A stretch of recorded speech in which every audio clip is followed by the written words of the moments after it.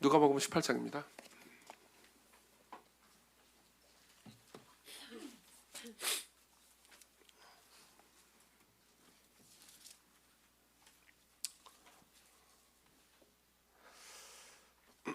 누가복음 18장 35절부터 19장 10절까지입니다. 누가복음 18장 35절부터 19장 10절까지 제가 여러분들을 위해서 읽어드리겠습니다. 하나님 말씀을 들으십시오. 여리고에 가까이 가셨을 때 한 맹인이 길가에 앉아 구걸하다가 무리가 지나감을 듣고 이 무슨 일이냐고 물은데 그들이 나사렛 예수께서 지나가신다 하니 맹인이 외쳐 이르되 다윗의 자손 예수여 나를 불쌍히 여기소서 하거늘 앞서가는 자들이 그를 꾸짖어 잠잠하라 하되 그가 더욱 크게 소리질러 다윗의 자손이여 나를 불쌍히 여기소서 하는지라. 예수께서 머물러 서서 명하여 데려오라 하셨더니 그가 가까이 오매 물어 이르시되 내게 무엇을 하여 주기를 원하느냐 이르되 주여 보기를 원하나이다. 예수께서 그에게 이르시되 보라 네 믿음이 너를 구원하였느니라 하시매 곧 보게 되어 하나님께 영광을 돌리며 예수를 따르니 백성이 다 이를 보고 하나님을 찬양하니라. 예수께서 여리고로 들어가 지나가시더라. 삭개오라 이름하는 자가 있으니 세리장이요 또한 부자라. 그가 예수께서 어떠한 사람이란가 하여 보고자 하되 키가 작고 사람이 많아 할 수 없어 앞으로 달려가서 보기 위하여 돌 무화과 나무에 올라가니 이는 예수께서 그리로 지나가시게 되밀어라. 예수께서 그곳에 이르사 쳐다보시고 이르시되 삭개오야 속히 내려오라 내가 오늘 네 집에 유하여야 하겠다 하시니 급히 내려와 즐거워하며 영접하거늘 뭇사람이 보고 수군거려 이르되 저가 죄인의 집에 유하러 들어갔도다 하더라. 삭개오가 서서 주께 여짜오되 주여 보시옵소서 내 소유의 절반을 가난한 자들에게 주겠사오며 만일 누구의 것을 속여 빼앗은 일이 있으면 네 갑절이나 갚겠나이다. 예수께서 이르시되 오늘 구원이 이 집에 이르렀으니 이 사람도 아브라함의 자손이미로다. 우리 10절을 같이 읽읍시다.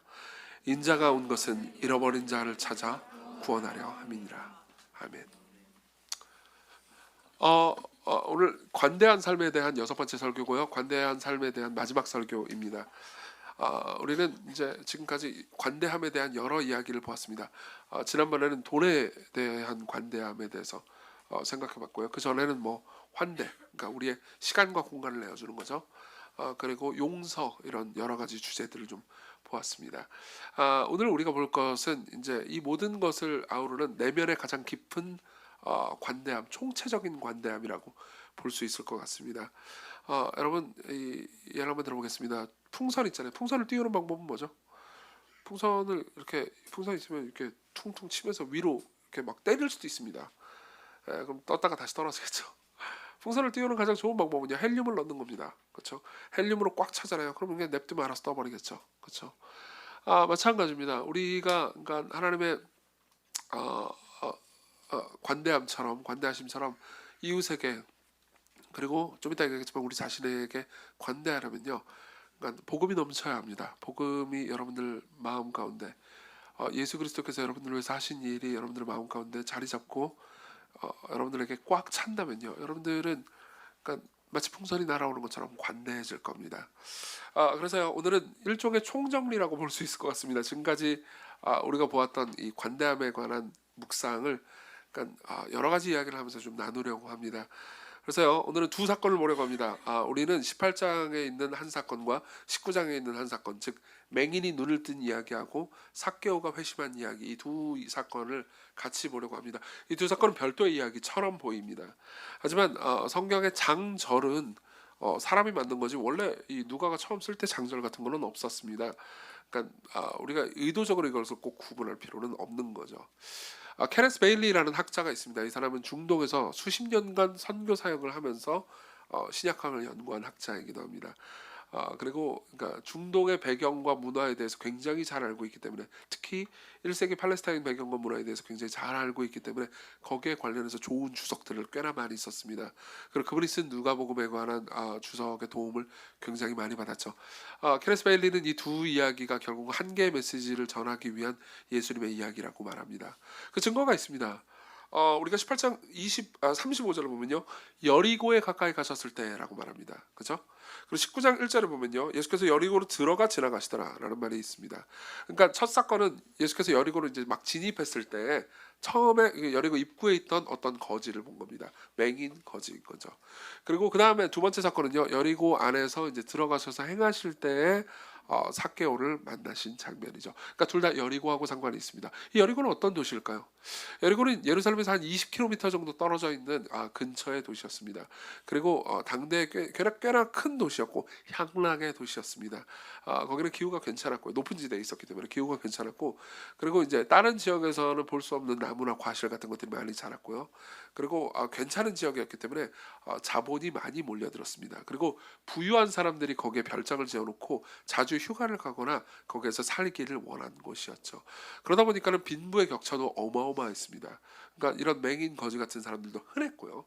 그리고 좀 이따 보겠지만요, 우리가 삭개오는 엄청난 부자였을 겁니다. 삭개오 같은 부자들도 있었죠. 그리고 예수께서는요, 그 여리고를 지나가셔서 예루살렘으로 가십니다. 원래 이 9장 말미에 보면 우리가 알 수 있는데요, 예수께서는 이제 예루살렘으로 가는 길이었습니다. 그리고 예수께서 예루살렘으로 가실 때는 자신이 예루살렘에 가서 잡혀서 십자가에 못 박혀 죽을 것을 알고 결심하고 가신 것이었죠. 근데 이 위에 있는 북쪽에 있는 갈릴리에서요, 밑에 있는 예루살렘으로 내려오는 데 있어서는 여러 가지 루트가 있었습니다. 근데 예수께서는 꼭 여리고를 지나는 루트를 선택하신 거죠. 왜 그랬을까요? 아까 우리가 읽었던 본문에 답이 있습니다. 19장 10절에 보면요, 인자가 온 것은 잃어버린 자를 찾아 구원하려 함이라 하시더라, 이렇게 말씀하셨습니다. 잃어버린 자를 찾으러 가셨습니다. 그렇죠? 예수께서는 여러 다른 루트를 가실 수 있었는데도 불구하고 꼭 여리고를 지나셨습니다. 왜 그럴까요? 여기는 맹인을 고쳐주시기 위해서, 그리고 삭개오를 만나기 위해서 그 길로 걸어가신 거죠. 여러분들이 이 예배에 참석하고 있다면, 여러분들이 예배를 통해서 지금 말씀을 듣고 있다면요, 여러분들이 예배를 선택했다고 느끼실 수 있겠지만 하나님께서 여러분들을 찾아오신 것이기도 합니다. 그걸 생각하면서요, 저는 이런 이야기를 할 겁니다. 자, 우리가 읽은 이 두 개의 본문에는 등장인물이 일단 두 명이 나옵니다. 한 거지 맹인이 나오고요, 그리고 또 하나는 삭개오가 나오죠. 그리고 또 하나의 부류의 사람들이 있습니다. 그 주변에서 이제 군중들이 나옵니다. 이 등장인물들을 하나씩 볼 겁니다. 그리고 거기서 우리는 무슨 교훈을 얻을 수 있는지를 볼 겁니다. 그래서 첫 번째로는요, 맹인의 이야기를 보면서 자기에게 관대하다는 것이 어떤 건지 설명해 드리겠습니다. 이게 아마 여러분들한테는 생소하게 들릴 수 있겠지만 좀 이따 설명해 드릴게요. 그리고 두 번째로는요, 삭개오 이야기를 볼 겁니다. 그러면서 가난한 자들에게 관대하다는 것이 어떤 것인지, 우리가 무엇을 내려놓아야 할 것인지를 볼 겁니다. 그리고 세 번째로는요, 군중들을 볼 겁니다. 그 주변에 있었던 군중들, 그 군중들을 보면서 죄인에게 관대하다는 것이 어떤 것인지 볼 겁니다. 그리고 마지막으로 이 모든 것의 주인이신 예수 그리스도가 어떤 분이신지, 그 관대한 구주가 어떤 일을 하셨는지를 말씀드리겠습니다. 자, 먼저 맹인 이야기를 해보죠. 일단 35절부터 보겠습니다. 18장 35절입니다.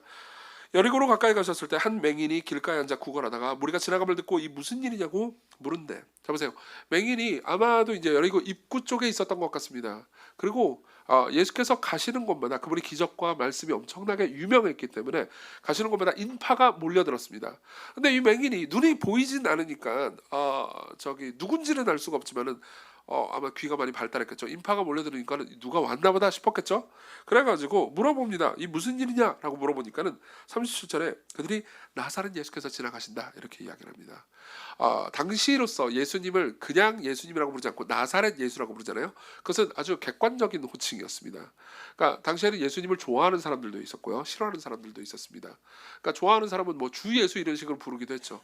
근데 싫어하는 사람들은 뭐 나쁘게 부르기도 했습니다. 그런데 이제 예수님의 출신이 나사렛이잖아요.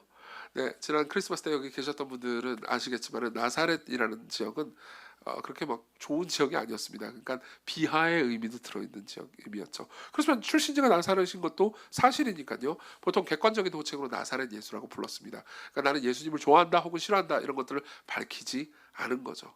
여러분들이 저한테 우파예요, 좌파예요, 국민의힘이에요, 민주당이에요, 그러면 저는 국민을 사랑합니다, 이렇게 얘기하면 아무것도 얘기 안 해준 거잖아요. 그렇죠? 그런 거하고 비슷한 겁니다.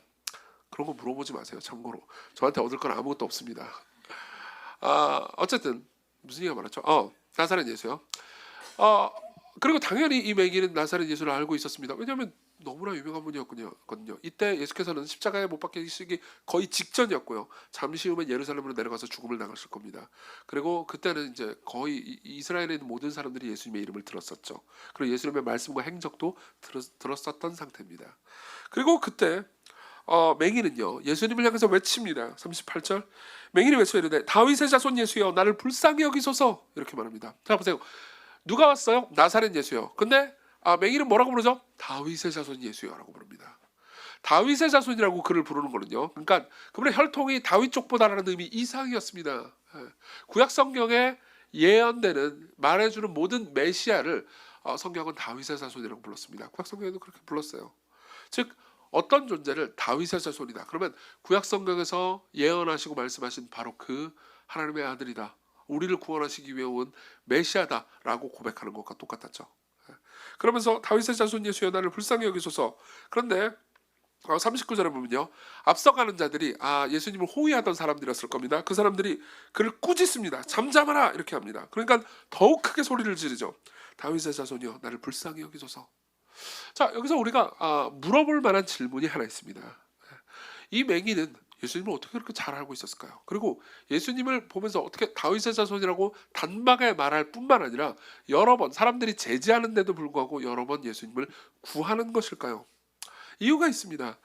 우리는 누가복음의 일부를 그냥 보지만은 이 이야기를 이해하기 위해서는 누가복음 전체 스토리 안에서 이 본문을 다시 들여다봐야 합니다. 누가복음은요 서서히 그러니까 그 이후의 스토리가 어떤 스토리가 될 것인지에 대해 그 앞에 복선들을 깔아두고 있었습니다. 즉 예수께서 하시는 여러 말씀들과 그리고 여러 행적들을 누가복음을 섬세하게 읽은 사람이면 다 기억하고 있을 거란 말이에요. 그리고 예수께서 하신 모든 말과 행동들은 그때 당시 전역의 이스라엘에 퍼졌습니다. 분명히 이 맹인도요. 맹인은 뭐 이렇게 이제 보통 이 국어를 하지만 그럼에도 불구하고 이제 듣는 이야기는 많단 말입니다. 근데 맹인들도 이런 말씀들을 들었을 겁니다. 예수께서 자기 자신이 왜 왔는지에 대해서 말씀하신 내용이죠. 누가복음 7장 22절에 보면요. 맹인이 보며 못 걷는 사람이 걸으며 나병 환자가 깨끗함을 받으며 귀 먹은 사람이 들으며 죽은 자가 살아나며 가난한 자에게 복음이 전파되게 하기 위해서 자신이 오셨다고 말합니다. 그렇죠? 자, 쭉 여러 사람들을 낫게 만들기 위해서 오셨다는 거잖아요. 근데 보세요. 여러분들이 이 말을 쭉 들을 때 여러분들이 맹인이 귀에 꽂히지는 않았을 거예요. 그렇죠? 하지만 맹인은 맹인이 꽂혔겠죠. 그렇죠? 네. 맹인 입장에서는 맞아. 그럼 나 같은 사람도 눈을 뜰 수 있다는 건가? 나 같은 사람도 고침받을 수 있다는 건가? 라는 소망을 불러일으키기 충분할 만한 말씀이었습니다. 네. 게다가 예수께서는 이렇게 말씀하신 적도 있습니다. 여러분 3주 전에 환대 설교 기억나시나요? 환대 설교 때 제가 이런 이야기를 했습니다. 그러니까 갚을 것이 있는 사람들한테 초대를 하니까 아무도 안 왔어요. 그래서 주인이 어떻게 말했죠? 예수께서 어떤 한 이야기를 들려주면서 주인이 갚을 것이 없는 사람들을 초대하니까 아무도 안 오니까 절대 갚을 수 없는 사람들을 초대했다고 그랬죠. 그렇죠? 그 갚을 수 없는 사람들을 이렇게 표현합니다. 자, 빨리 시내 거리와 골목으로 나가서 가난한 자들과 몸 불편한 자들과 맹인들과 저는 자들을 데려오라. 자, 이 이야기를 당연히 맹인들은 들었을 겁니다. 예수라는 분이 이런 이야기를 했대. 그분은 가난한 자들과 몸 불편한 자들과 맹인들도 그리고 저는 자들도 그분께로 오라고 얘기했대. 그것은요 맹인들에게 꽤나 큰 소망이 됐을 겁니다. 이 맹인한테요. 그렇죠? 그런데다가 예수께서는 또 이렇게 말씀하신 적도 있습니다. 어떤 한 과부가 재판장에게 간절히 구하는 자신의 억울함을 구하는 그 장면을 설명하면서 이렇게 말씀하신 적도 있어요. 하물며 하나님께서 그 밤낮 부르짖는 택하신 자들의 원한을 풀어주지 아니하시겠느냐? 그들에게 오래 참으시겠느냐? 누가복음 18장 7절. 무슨 말입니까? 계속해서 간구하고 찾는 자에게 하나님께서 응답하신다는 이야기를 했죠. 자, 이 지식들을 한번 총체적으로 이 맹인이 다 알았다고 생각해 보십시오. 그러면 예수가 지나갑니다. 그 나사렛 예수가 지나가는데 이 나사렛 예수는 나 같은 맹인을 고칠 수 있을 뿐더러 나 같은 맹인을요 조건 없이 초대하는 존재입니다. 게다가 내가 계속해서 간청하면 들어주실 거예요. 이분의 말이 사실이라면 나는 이분한테 간청할 수 있습니다. 그렇죠? 그러니까 말하는 거예요. 다윗의 자손 예수여 나를 불쌍히 여기소서. 사람들이 제지합니다. 그래봤자 필요 없어요. 왜냐하면 밤낮 부르신 택하신 자들의 원한을 풀어주지 않겠느냐. 그들에게 오래 참으시겠느냐. 이런 말을 예수가 했다는 것을 알고 있거든요. 그러니까 사람들이 제지하든 말든 38절에 보면요. 또 크게 소리를 지르는 거죠. 다윗의 자손이여 나를 불쌍히 여기소서. 이것은 어떻게 보면 무례한 일이었습니다. 그렇지만요, 이 맹인은요, 그러니까 자기가 무례하게, 어떤 의미에서는 무례하고 담대하게 예수님을 찾고 불러도 괜찮다고 생각을 했던 거죠. 그리고 부릅니다. 찾습니다. 이게 이 맹인이 예수님을 이렇게 간절히 찾았던 이유예요. 근데 거기에 대해서 예수께서는요, 이 맹인을 불러서서요, 머물러 서서 데리고 오라고 하십니다. 그게 40절이에요. 그리고 41절을 보죠. 41절을 같이 한번 읽어볼까요? 시작. 내게 무엇을 하여 주기를 원하느냐 이르되 주여 보기를 원하나이다. 아멘. 여러분 혹시 좀 졸리세요? 물론 좀 졸리긴 하죠. 설교는 졸리죠.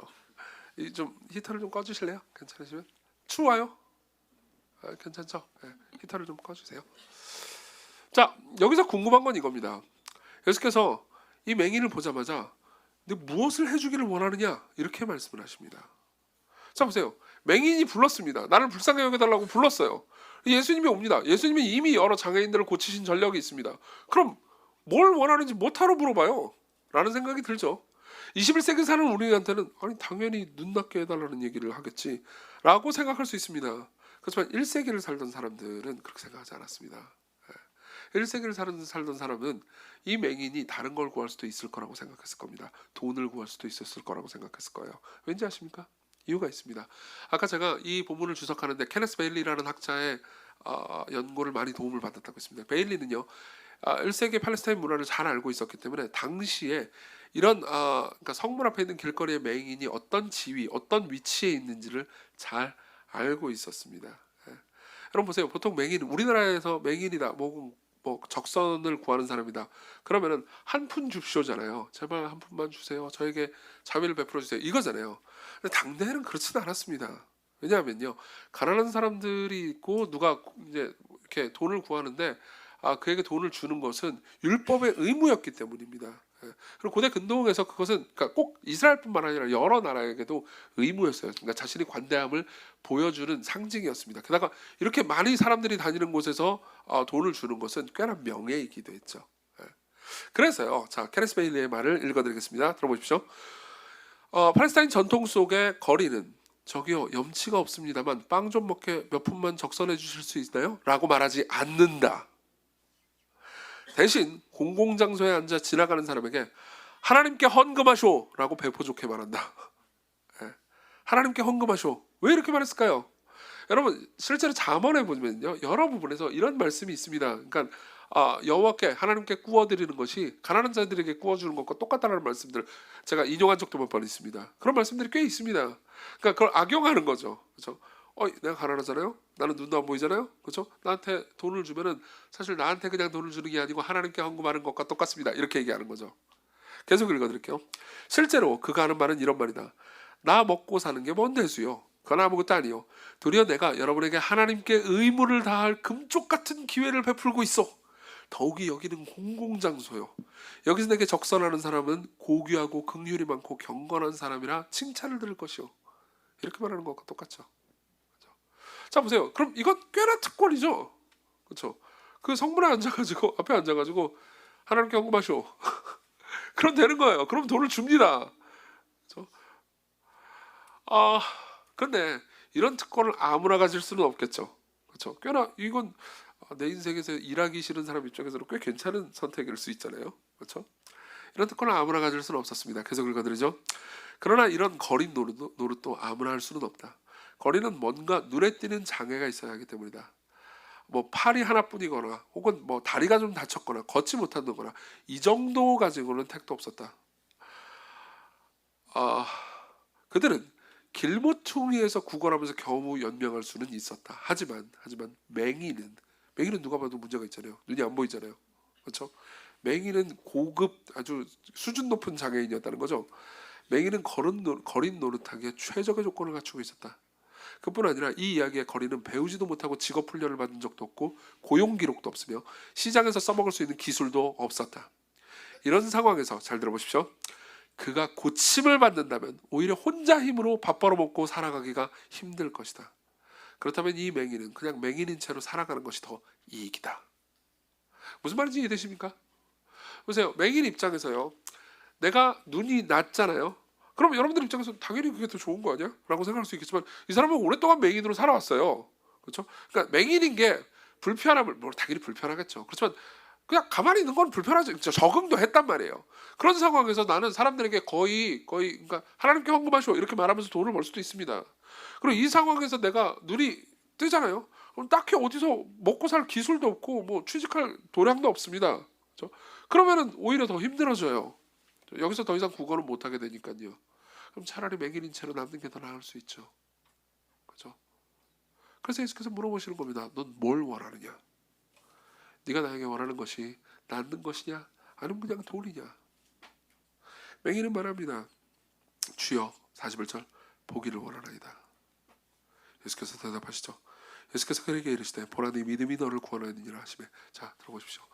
여러분 보십시오. 우리는요 종종 그러니까 우리가 가지고 있는 약점이 우리의 특권이라는 것을 압니다. 그렇게 말한 적도 없고 누가 그렇게 여러분들에게 말해준 적도 없고 그렇게 글을 써본 적은 없겠지만 여러분들이 본능적으로 알고 있어요. 이 맹인은요 자신이 맹인인 것이 어쨌든 일하지 않고 사람들에게 돈을 요구할 수 있는 일종의 권리를 준다는 걸 알고 있습니다. 맞죠? 그 여러분들도 알고 있는 게 있어요. 여러분들의 삶의 과거에 내가 어떤 상처를 받았어요. 그리고 그걸 내 가족과 내 친구들이 압니다. 그러면 내가 그런 상처와 고통을 겪었다는 걸 알기 때문에 내 가족과 친구가 나를 특별히 배려해주고 있는 것을 압니다. 그렇죠? 나는 어떤 지점에서는 조금 성질을 부려도 사람들이 받아줄 수 있죠. 어떤 지점에서 좀 착하지 않아도 괜찮습니다. 내 과거에 이렇게 고통스러운 일을 당했기 때문에 모든 사람들이 가지고 있는 것처럼 너그럽고 사람들에게 베풀면서 살지 않아도 내가 이렇게 당한 고통을 생각해 보면은 당연히 이렇게 행하는 내가 누군가를 뭐 사랑하지 않고 용서하지 않는 것은 어느 정도 당연해라고 스스로도 자기 자신을 납득시켰을 뿐만 아니라 자기 주변 사람들도 납득시킬 수 있는 준비가 되어 있습니다. 그렇죠? 그럼 그 상황에서 나는 계속해서 내가 가진 상처를 이용해서 특권을 누릴 수 있는 거죠.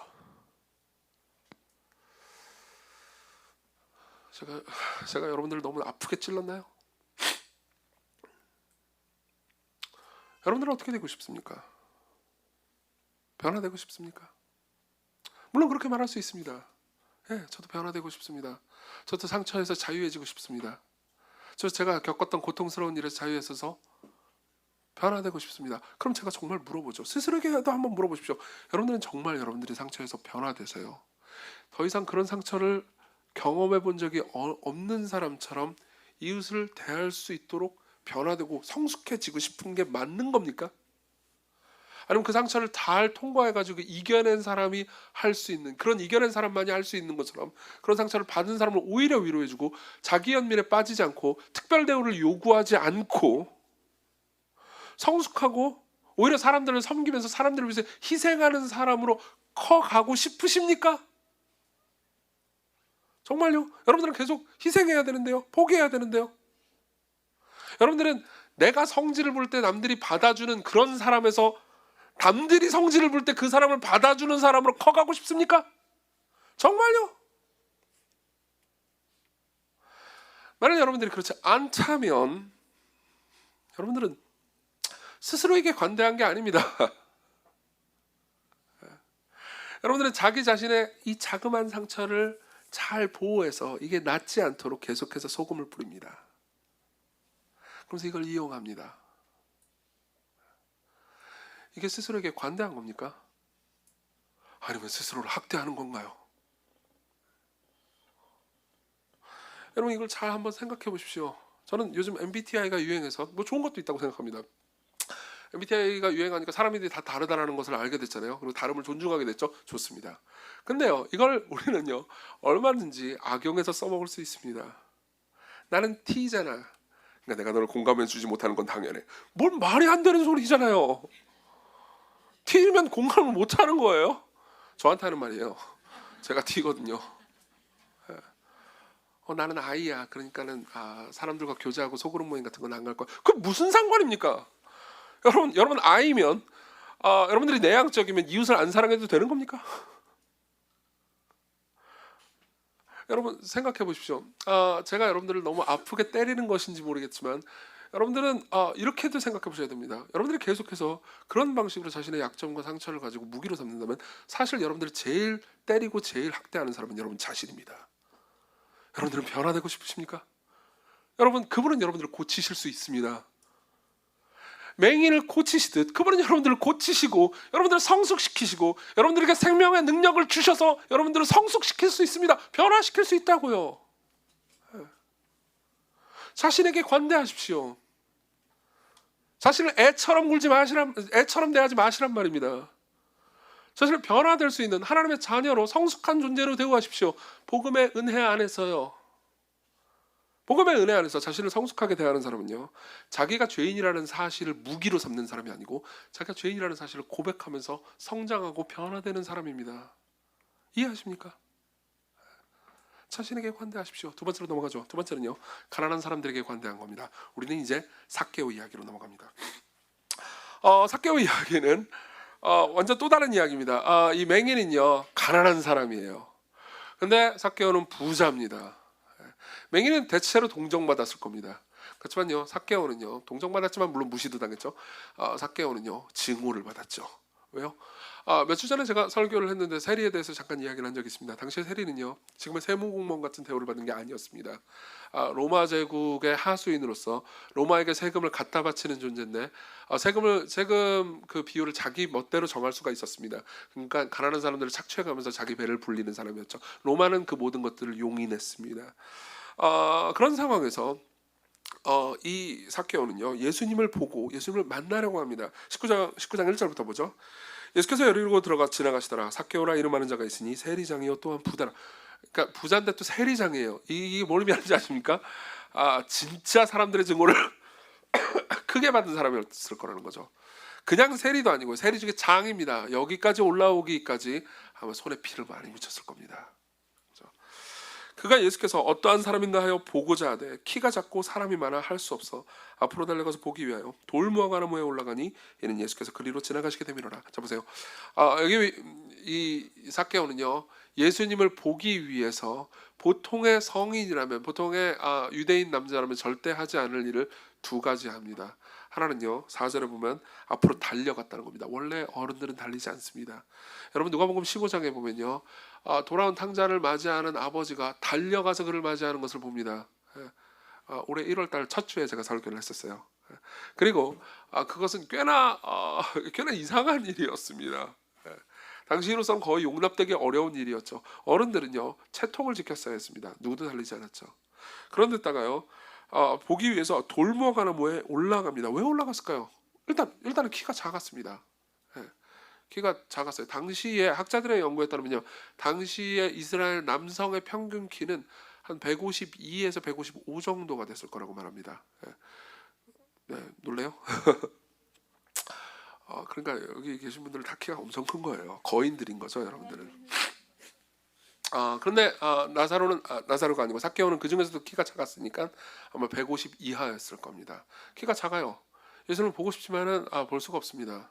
근데 자기가 지체 높은 사람이고 사람들의 존경을 받는 사람이잖아요. 그러면 사람들이 길을 열어줬을 겁니다.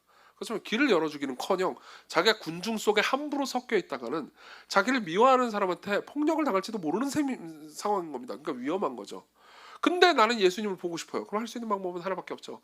예수님이 가는 동선을 미리 파악해서요, 먼저 달려가는 겁니다. 천천히 걸어가면 놓칠 수도 있으니까요. 달려가세요. 돌무화과 나무 위에 올라가가지고, 나무로 올라가는 것도 당시 어른들은 절대 하지 않는 일이었어요. 그만큼 간절했다는 거죠. 올라가가지고 몰래 봅니다. 왜 돌무화과 나무일까요? 옛날 개혁한글 성경에는 뽕나무라고 되어 있습니다. 근데 뽕나무는 이스라엘에 없어요. 뽕나무는 아닐 겁니다. 돌무화과 나무는요, 잎이 되게 넓어요. 그러니까 이제 숨을 수도 있는 거죠. 키도 작고 왜소하고 숨을 수 있는 거죠. 그렇죠? 그래서 몰래 보고 있었습니다. 자, 여러분들은 여기서도 궁금할 겁니다. 왜 이 삭개오는 이렇게 예수님을 보고 싶어하는 거지? 이건 역시 여러분들이 누가복음을 쭉 섬세하게 보았다면 알 수 있는 것이기도 합니다. 예수께서는요, 여러 곳에서 이 세리 입장에서는 잊을 수 없을 만한 말들을 너무 많이 하셨어요. 누가복음 15장에 보면요, 돌아온 탕자를 아버지가 안아주시면서 받아주시고 용서해 주시는 말씀을 하신 적이 있습니다. 세리 입장에서는 자기가 탕자라고 생각했을까요? 아니면 집안에 있는 첫째 아들, 율법을 잘 지키는 아버지 말씀을 잘 듣는 사람이라고 생각했을까요? 당연히 둘째 아들이라고 생각했겠죠. 그렇죠? 게다가 예수께서는 이렇게 말씀하신 적도 있습니다. 어떤 불의한 청지기가 있습니다. 나쁜 청지기가 있어요. 그리고 나쁜 청지기는 주인의 재산을 많이 횡령을 했어요. 근데 주인이 결국 알게 돼서 쫓겨나게 됐습니다. 그래서 어떻게 하는지 아십니까? 자기가 가지고 있는 주인의 재산권을 사용해가지고 가난한 사람들한테 막 나눠줘 버립니다. 그 16장에 나와요. 누가복음 16장에. 근데 그럼 나쁜 짓을 한 거잖아요. 근데 놀랍게도 예수께서는요, 그 나쁜 짓을 이렇게 평가하죠. 내가 너에게 말하노니 불의의 재물로 친물을 사기라. 그래야만 그 재물이 없어질 때 그들이 너희를 영주할 처소로 영접하더라. 아주 어렵고 이상한 말씀이죠. 나중에 제가 이 본문을 설명할 기회가 있었으면 좋겠습니다. 설명하면 또 굉장히 은혜로운 말씀이 될 겁니다. 근데 오늘 다 설명할 수는 없을 것 같아요. 근데 어쨌든 핵심은 이거죠. 그러니까 누가 봐도 자기는 불의한 청지기 같은 놈이잖아요. 근데 자기가 불의한 청지기 같은 자기 같은 사람도 재물을 가난한 사람들을 위해서 쓰면은 뭔가 인정받을 것 같은 식으로 말씀을 하신 거잖아요. 지금까지 삭개오가 살면서 이런 방식으로 말씀한 사람은 한 명도 없었습니다. 게다가 누가복음 18장에 보면요, 여러분들이 몇 주 전에 설교를 들었습니다. 어떤 한 바리새인과 어떤 한 세리의 기도가 나오죠. 예수께서 만들어내신 이야기입니다. 바리새인은 하나님 내가 11조도 하고요, 일주일에 한 번씩 금식하고요, 하여튼 나는 율법을 다 지켰어요. 그리고 어떤 한 세리는요, 누가복음 18장 13절, 눈을 감이 들어 하늘을 쳐다보지도 못하고 가슴을 치며 이르되 하나님이여 불쌍히 여기소서 나는 죄인이로소이다, 이렇게 말했어요. 거기에 대해서 예수께서 뭐라고 평가하셨죠? 내가 너에게 이르노니 이에 저 바리새인이 아니고 이 사람이, 이 세리가 의롭다 하심을 받고 그의 집으로 내려갔느니라. 보세요. 하필 여기서 예수님께서 만드신 이야기의 악인의 직업이 뭐죠? 세리예요. 그럼 삭개오 입장에서는요, 이 사람은 꼭 만나고 싶은 거죠. 왜 그럴까요? 이 사람만 내가 구원받을 길이 있다고 말해주는 사람입니다. 예수 그리스도 외에는 나를 구원받을 길이 있다고 말해주는 사람이 없어요. 이런 분이라면 당연히 삭개오 입장에서는 이런 분이랑 밥을 같이 먹고 잠을 같이 자면서 함께 산다는 건 상상도 못했을 겁니다. 오히려 이렇게 생각했겠죠. 얼굴이라도 한번 봤으면 좋겠다. 먼 발치에서라도. 그렇죠? 그리고 뽕나무가 아니죠. 돌무화과나무 위에 올라갑니다. 근데요, 5절 우리 같이 한번 읽어볼까요? 15장 5절입니다. 시작. 예수께서 그곳에 이르사 쳐다보시고 이르시되 삭개오야 속히 내려오라. 내가 오늘 네 집에 유하여야 하겠다 하시니. 이름을 이미 알고 있어요. 이름을 이미 알고 있습니다. 어떻게 아셨을까요? 물론 그분이 전지하시기 때문에 아셨다 이렇게 말할 수도 있을 겁니다. 하지만요, 예수께서 여리고로 들어가셨을 때 여리고에 있는 사람들이 말했을지도 모르죠. 어느 도시에 가면요, 유명한 사람이 어떤 도시에 누가 방문하잖아요. 그러면 손님이 있잖아요. 그럼 그 도시를 소개합니다. 저도 예를 들면 지방에 설교하러 가잖아요. 그럼 이 도시에는 예를 들면 제가 포항에 설교하러 가면 포항엔 뭐가 좋고요, 과메기를 드시러 가시죠, 물회를 드시러 가시죠, 이렇게 얘기해 주는 사람이 있단 말이에요. 그럼 전 포항의 정치와 문화와 사회까지 막 설명해 줍니다. 그럼 제가 포항이 참 이런 도시구나 이렇게 깨달을 때가 많죠. 그렇죠? 누군가 말합니다. 여리고는 이게 좋고요, 여기 가서 이걸 좀 드셔보셔야 되고요, 여기 빌런들도 많죠. 삭개오라는 놈이 있습니다. 자, 그리고 예수께서는요, 삭개오가 자기를 보러 돌무화과나무 위에 올라갔다는 것을 아시고 말씀하시죠. 삭개오야 내려와라. 내가 오늘 네 집에 유하여야 하겠다. 이게 무슨 의미인지 아십니까? 나는 잘 곳이 없는데 오늘 니네 집에서 자야겠다, 이런 의미가 아닙니다. 그 이상이에요. 나는 너를 내가 가지고 있는 신분만큼 똑같은 신분으로, 내 의로운 만큼 너를 의로운 존재로, 내가 괜찮은 만큼 너가 괜찮은 존재로 나와 동급으로 너를 삼겠다, 이런 의미였어요. 당시에 식사를 하고 어떤 집에 머무는 거는요, 동급이 아니면 하지 않았습니다. 바리새인들은 세리와 식사하지 않았어요. 오염된 거라고 생각했습니다. 그들과 식사를 하거나 그들의 집에 머무르잖아요. 그럼 자기가 오염되고 부정해진다고 생각했습니다. 근데 예수께서는 그 집에 가신다고 말하죠. 삭개오는 한 번도 이런 말을 들어본 적이 없었을 겁니다. 그리고 뭐라고 하죠? 8절을 같이 읽겠습니다. 너무너무 기뻐해요. 기뻐하면서 나중에 8절에 이렇게 말하죠. 같이 읽겠습니다. 시작. 삭개오가 서서 주께 여짜오되 주여 보시옵소서 내 소의 절반을 가난한 자들에게 주겠사오며 만일 누구의 것을 속여 빼앗은 일이 있으면 내 갑절이나 갚겠나이다. 관대해지죠. 관대해지죠. 이것은 꽤나 놀라운 일이었습니다. 왜냐하면요, 일단은 어떤 사람이 도둑질을 하거나 누군가를 속여 뺏었잖아요. 그러면은 구약 성경에 보면은 규정이 있었습니다. 규정이 뭐냐면은 돌려주고 나서 20%를 더 얹어주는 거였어요. 예. 뭐 학자들마다 조금 의견을 다르긴 하지만 그래봤자 40% 혹은 80%였습니다. 근데 삭개오는 뭐라고 말하죠? 4배를 갚겠습니다. 이렇게 얘기하죠. 그게 뭘 의미하죠? 자신의 돈을 내려놓겠다는 의미입니다. 그리고 삭개오에게 있어서 자신의 돈을 내려놓는다는 것은 단순히 돈을 내려놓는다는 것이 아닙니다. 자신이 가지고 있는 특권, 힘, 기득권 모든 것들을 내려놓는다는 거죠. 사실 어떤 면에서 자신의 모든 것을 내려놓는 겁니다. 그리고 이건 중요해요. 왠지 말씀드릴게요. 보세요. 삭개오는요, 돈 말고 아무것도 없거든요. 삭개오는 키도 작습니다. 삭개오는요, 명예 그딴 거 없죠. 모두가 나를 증오한다니까요. 삭개오의 인생은 이거였습니다. 사람들이 나를 사랑해주고 나를 인정해주는 것까지는 바라지 않아. 물론 삭개오도 인정을 받고 사랑받고 싶었습니다. 그러니까는 예수님이 인정했을 때 이렇게 기뻐했겠죠. 그래서 그 모든 걸 포기했습니다. 이미 나는 그런 길은 불가능해요. 그러면 할 수 있는 건 하나밖에 없습니다. 돈이라도 내 돈밖에 없어. 여러분 그거 알고 계십니까? 인생에서 어떤 큰 일을 당해가지고 뭐 감옥에 갔다 오거나 혹은 인생에서 어떤 고통을 당해서요 누군가한테 크게 버림받거나 혹은 사람들에게 큰 비난을 받은 전력이 있는 사람들 있잖아요. 그 사람들은 자신의 명예가 자신의 남은 삶 동안 회복되지 않을 걸 압니다. 그러면요 돈에 훨씬 더 집착하게 됩니다. 그래, 이놈의 자본주의 세상. 내가 돈이라도 있으면 돈으로 사람들을 굴릴 수 있잖아. 돈으로 그래도 내가 존경은 못 받겠지만 누군가의 사랑은 못 받겠지만 돈으로 사람들을 이용할 수는 있지. 그럼 돈에 더 집착하게 됩니다. 근데 보세요. 거기서 돈을 내려놓는다는 거는요. 자신의 힘, 자신의 통제권, 자신의 모든 걸 내려놓는 것과 똑같습니다. 자, 이게 단순히 가난한 사람들을 돕는 것과 가난한 사람들을 향해서 근본적으로 관대해지는 거의 차이예요. 여러분들은요. 여러분들의 통제권을 내려놓는 방식으로 가난한 사람들을 섬깁니까? 아니면 그냥 적선합니까? 제가 지지난주에 돈에 대해서 설교를 하면서요. 11조 이야기를 했습니다. 그렇죠? 그리고 11조에 대해서 설교를 제가 거의 1, 2년에 한 번씩은 꼭 하게 되는 것 같습니다. 설교를 하면 항상 던져 나오는 질문들이 있습니다. 거의 FAQ를 만들어도 될 정도로 늘 똑같은 질문들이죠. 일단 맨날 듣는 질문은 그날 저 질문 많이 받았습니다. 개인 카톡으로 질문 많이 하더라고요. 제일 많은 질문은 뭘까요? 새 후인가요? 새 전인가요? 네, 아무렇게나 하세요. 네, 마음대로 하세요. 새 전이고 새 후고 지금 안 하던 분들은 그냥 하십시오. 일단은 그거 그냥 마음대로 하시고요. 그리고 거기에 대해서 대답도 많지만 나중에 하겠습니다. 그 중요한 얘기도 아니에요. 그리고 그 다음으로 많이 나오는 질문 중에 하나인 겁니다. 보세요. 제가 꼭 교회에 내야 되나요? 그죠? 교회 때 안 내고, 그죠? 제가 어떤 가난한 사람들한테 따로 주거나, 혹은 어떤 사람들한테 밥을 좀 사주거나, 이렇게 다른 방식으로 제가 11조를 하면 안 되나요? 거기에 대해서 제가 대답을 해드리죠.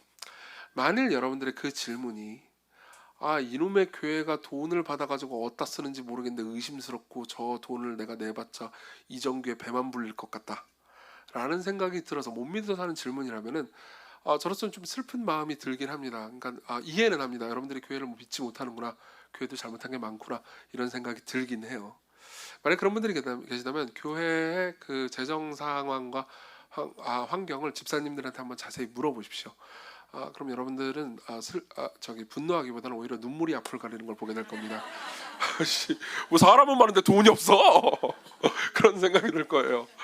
실제로 기독교 신앙이 없는 분들 중에서 이런 생각을 하는 분들이 있더라고요. 11조 내면 그 목사님이 다 가져가는 거 아닌가요? 아니요, 저도 월급 받아요. 그러니까 그거 상관이 없습니다.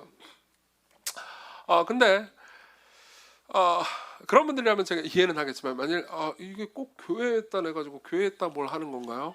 나는 그러고 싶지 않아요 라고 말하는 거라면요, 제가 이런 얘기를 해드릴게요. 교회에다가 11조를 하고 하나님께서 공적인 교회에 헌금을 하도록 하신 것은요, 여러분들이 단순히 돈만 드리는 게 아니고 통제권을 드리기를 원하시기 때문입니다. 생각해보세요. 여러분들이 교회에다 헌금을 하잖아요. 그럼 아무도 모릅니다. 아무도 몰라요. 죄송하게도 저희 교회는 주보에다가 여러분들의 이름을 실어줄 수가 없습니다. 여러분들이 헌금을 했다고 안 했다고. 왜냐면 주보가 너무 좁아요. 제 설교 그거 요지에 요약시키기도 바쁘거든요. 예, 그런 데다가 그럼 한 장 더 늘리면 되잖아요. 아, 늘릴 수 없어요. 돈 아깝다고 그랬잖아요. 제가 아까 한 장도 그 흑백으로 뽑는 것도 돈 아까워 죽겠어요. 그러니까 이름을 실어 드릴 수는 없습니다. 예. 그럼 누가 알아주냐? 여러분, 이게 제 지금 자살적인 행위인지 모르겠는데 여러분들이 헌금을 갑자기 많이 해도 제가 몰라요. 걱정 마세요. 모릅니다. 여러분들이 갑자기 내가 헌금 많이 해야지 그래서 확 해보세요. 몰라요. 절대 모릅니다. 저 바빠요. 바빠 죽겠단 말이에요. 그러니까 그런 거 볼 시간이 없습니다. 그래서 제가 알기로는 집사님들도 별 관심이 없는 것 같아요. 관심 좀 가지지. 그러니까 몰라요. 아무도 몰라요. 제가 장담할 수 있는 건 하나님밖에 모릅니다. 자, 여기서 여러분들의 고통이 시작되죠. 내가 누군가한테 11조 낼 돈으로 밥을 사주면 내가 알고 밥 먹은 사람이 알고 하나님이 아시죠. 여러분들이 교회에다 돈을 내잖아요. 그럼 슬프게도 하나님밖에 모릅니다. 여러분들은 뭘 이렇게 되죠? 통제권이요. 여러분들은 공적으로 맡기게 됩니다. 핵심은 이겁니다. 단순히 그러니까 돈 교회에다 내 이런 얘기를 하고 싶은 게 아닙니다. 여러분들은 만일 돈을 계속 붙들고 있으면서 여러분들이 원하는 대로 계속 쓰고 싶다면 여러분들은 돈과 더불어서 통제권을 계속해서 가지고 싶은 겁니다. 그래, 내 돈을 내가 원하는 대로는 안 쓰겠어. 그래, 뭔가 좋은 일에 쓰긴 하겠어. 그렇지만 그 좋은 일을 선택하는 건 여전히 내게 있어. 내가 통제권을 가질 거야. 그것은 근본적으로 관대한 건 아니에요. 근본적으로 관대한 건 아닙니다. 여러분들은 돈을 냈지만 여러분들은 자기를 내려놓지는 않은 겁니다. 이걸 깊이 생각해 보십시오. 그리고 삭개오가 받은 은혜가, 그리고 삭개오를 어떻게 변화시켰는지를 생각해 보십시오. 그리고 이걸 이해하기 위해서 우리는 세 번째로 넘어가야 됩니다. 죄인에게 관대하기입니다. 이것은 연결되어 있는 거기 때문에 그 다음으로 넘어가 보죠. 자, 어쨌든 삭개오는 근본적으로 관대했습니다. 그리고 어떻게 관대했는지에 대해서 생각해 보기 위해서 일단은 삭개오와 이 맹인 말고 다른 등장인물로 넘어갈 필요가 있을 것 같습니다. 무리들이죠. 무리들이 있습니다. 여기에는요. 두 무리가 있고 맹인 옆에 있는 무리가 있고 삭개오 옆에 있는 무리가 있습니다. 맹인 옆에 있는 무리는요. 맹인이 다윗의 자손 예수여 나를 불쌍히 여기소서. 그러니까 야 조용히 해 잠잠해라 이렇게 말했습니다. 그 맹인들이 이렇게 그 무리들은 이렇게 생각한 거죠. 저 맹인 같은 애들이 뭐 은혜를 받든 말든 그런 건 난 상관없다. 저런 애들은 그냥 있는 그대로 있으라고 해. 이렇게 말하는 거죠. 꽤나 냉담한 태도입니다. 사실 우리가 삶에서 고통을 당하거나 상처를 입거나 그래서 성품이나 여러 가지로 문제가 있는 사람들을 대하는 태도도 비슷하죠. 저렇게 살다 죽으라고 해. 이런 거죠. 이건 꽤나 냉담한 태도입니다. 근데 어쨌든 맹인은 그래도 불쌍하잖아요. 그러니까 맹인이 나으니까 청중들은요. 43절에 보면 18장 43절에 보면요. 곧 보게 되어 하나님께 영광을 돌리며 예수를 따르니 백성이 다 이를 보고 하나님을 찬양합니다. 그러니까 일단 기뻐는 합니다. 그렇죠? 근데 삭개오가 예수님의 은혜를 받았을 때 어떻게 반응하나요? 7절을 보죠. 19장 7절입니다. 같이 읽겠습니다. 시작. 무사람이 보고 수군거려 이르되 저가 죄인의 집에 유하러 들어갔도다 하더라. 자 보세요. 이게 우리가 생각해야 되는 지점입니다.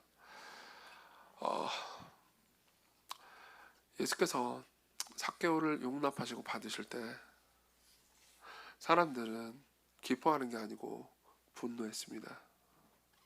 수군거렸습니다. 죄인의 집에 들어가다니. 왜 그랬을까요? 아마 아까 케니스 베일리의 연구에 따르면요. 아마 당시에 삭개오 세리장이죠. 빌런입니다. 이 사람은 예수님이 만났을 때 사람들은요. 예수님이 이 사람에 대해서 이렇게 말할 거를 기대했을 거라고 말합니다. 삭개오 내 이놈 부역자야. 네가 이 착한 사람들을 억압하는 놈이구나. 너는 네 동포의 피를 빨아들여 제국 주지자들에게 갖다 바쳤지. 네 조국을 배신하고 하나님을 저버렸어. 이 마을 사람이 너를 죽어라고 미워하는 것도 당연하다. 네가 하는 일을 당장 집어치우고 회개하라. 예루살렘에 가서 정결의식을 치르고 여리고로 돌아와서 철저히 율법을 지켜라. 내 말대로 네가 다 하겠다면 다음에 내가 여리고로 왔을 때 새로워지고 정결해진 네 집에 들어가서 너를 영접할까 말까 고민해보겠다. 사람들은 뭘 기대했을까요? 분노하고 혼내주기를 기대했을 겁니다. 그죠? 예수님은요, 삭개오를 만났을 때 삭개오가 저지른 죄를 열거하지도 않으시고요, 나쁜 놈이라고 말하지도 않고요, 그냥 삭개오를 향해서 말씀하십니다. 삭개오야, 속히 내려오라. 내가 오늘 네 집에 유하여야 하겠다. 사람들은 분노하죠. 예수께서는요, 있는 그대로 삭개오를 용서하십니다. 자, 그리고 이게 우리의 발작 버튼일 겁니다. 왠지 말씀드리죠. 여러분, 예수 그리스도께서 죄인들을 어떻게 대해 주시기를 바라십니까? 용서해 주시고 사랑해 주시기를 바라죠. 그래요, 정말요. 여러분들이 미워하는 그 죄인은요, 어떻게 대해 주기를 바라나요? 저는 최근에, 그러니까 운전하면서요, 찬양을 좀 들으면서 운전을 하고 있었습니다. 저는 뭐 운전하면서 찬양 듣는 일이 많죠. 네, 되게 기분이 좋습니다. 그리고 찬양 들으면서 운전하면 왠지 좀 약간 안전운전하게 되는 느낌이 있어요. 막 운전하면서 가고 있었습니다. 근데 제가 좋아하는 가수 중에서는 CCM 가수 중에 짐니라는 가수가 있습니다. 노래 너무 잘 불러요. 짐니의 노래를 부르는데, 이 노래 아시는 분 계신지 모르겠는데 이런 노래가 있습니다. 내가 주님 알기 전, 부르진 않을 거예요. 주님 날 먼저 아시고, 아시죠? 아시는 분들이 있을 거예요. 주님 사랑하기 전 주님 날 사랑하셨네. 근데 여러분들이 아시다시피 제가요, 그 찬양 가사 중에 약간 그 감성적이고 말랑말랑한 거 그런 거 그렇게 좋아하진 않아요. 뭐 무슨 뭐 삼위일체 하나님 뭐 찬양해서 이런 거 좋아해요. 뭐 아까 우리 송영으로 쓰는 거 있잖아요. 뭐 거룩 이런 걸 좋아하지, 막 감성적이고 막 말랑 그런 거 별로 안 좋아한단 말이에요. 근데 이 가사는 그렇죠. 그래서 계속 듣고 있었습니다. 듣고 있어서 내 죄 사하기 위해서 아들을 보내셨네, 그 아들을 보냈네. 그리고 그 다음 2절, 사랑하는 내 딸아 내가 너를 잘 안다. 너의 눈물을 안다. 너의 아픔을 안다. 사랑하는 내 딸아 모난 네 마음까지도 이미 널 알고 있단다. 너는 내게와 편히 쉬어라. 너무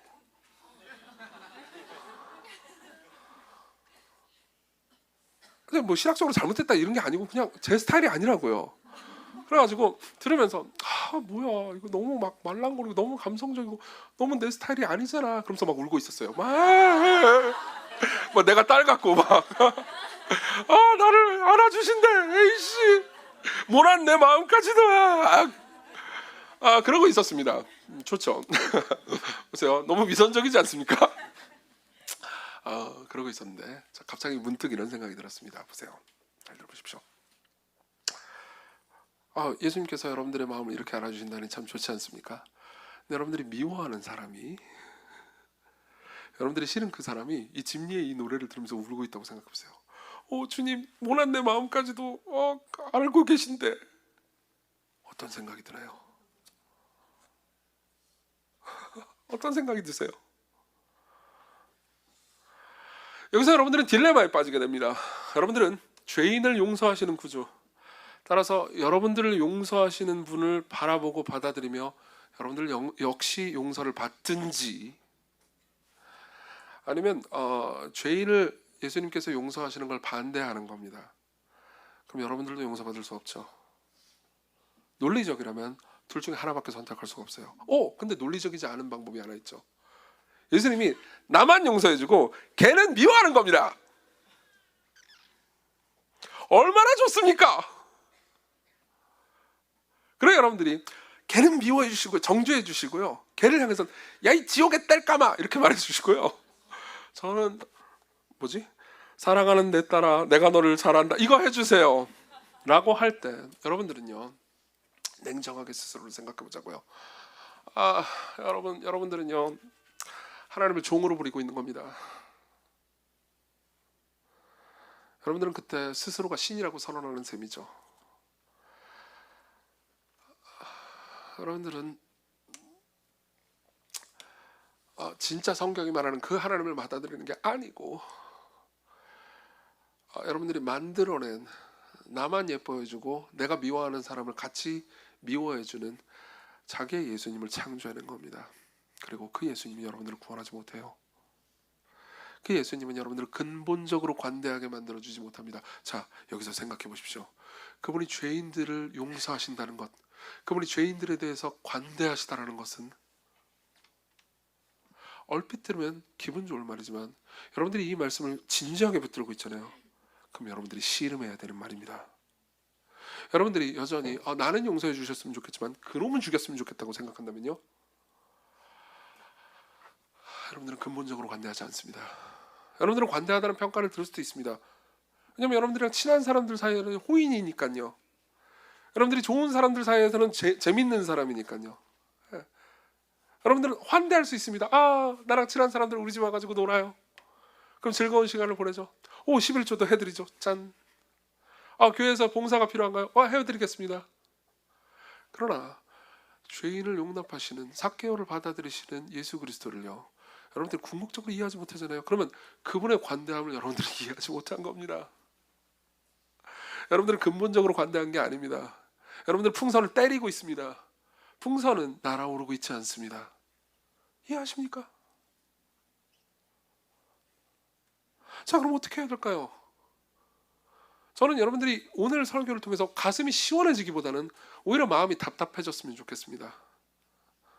여러분들이 오늘 예수님이 우리를 사랑하신데 이 말을 듣고 나를 사랑하시니까 좋구나 이런 마음을 가지기보다는요, 그분이 나를 사랑하신다라는 문장이, 이 무시무시한 문장이 여러분들에게 씨름거리가 되기를 바랍니다. 여러분들이 만약 오늘 설교를 듣고 가슴이 답답해졌다면요, 그건 역시 저는 성령의 역사라고 믿습니다. 그럼 어떻게 해야 될까요? 제가 뭘 바라봐야 할지를 말씀드리고 마칠게요. 예수께서 이 삭개오를 용납하신 결과로 그분이 얻으신 것이 무엇인지 아십니까? 그분이 맹인을 고치셨을 때 사람들은 하나님을 찬양했습니다. 그렇지만 그분이 삭개오를 용납하셨을 때 사람들이 어떻게 했는지 아십니까? 누가복음 19장 47절, 같은 19장이에요. 예수께서 날마다 성전에 가르치시니 대제사장들과 서기관들과 백성의 지도자들이 그를 죽이려고 꾀하되. 예수님이 삭개오를 용서하셨을 때 사람들은 예수님을 죽이려고 했습니다. 사실은 꼭 이때 사람들만 그런 건 아니에요. 우리도 그렇죠. 우리는요, 우리가 싫어하는 사람을 용서하시는 주님을 죽이고 싶으니까요. 그리고 케네스 베일리는요, 여기에 일격을 먹입니다. 들어보십시오. 예수님은 사람들이 삭개오에 대한 강한 적개심을 품은 것을 보시고 이를 예수님 자신을 향한 적개심으로 바꿔놓으신다. 보세요. 사람들이 삭개오를 미워하고 증오합니다. 근데 예수님이 삭개오를 끌어안으시는 순간 사람들의 미움과 증오는요, 삭개오를 향했던 그 증오는요, 예수님을 향한 증오로 바뀌어버리죠. 원래 그래요. 우리는 우리가 미워하는 누군가를 우리가 좋아하는 사람도 같이 미워하기를 바랍니다. 맞죠? 근데 그 사람을 끌어안아준대요. 그러면 끌어안아준 그놈도 밉죠. 자, 근데 그분이 예수님이에요.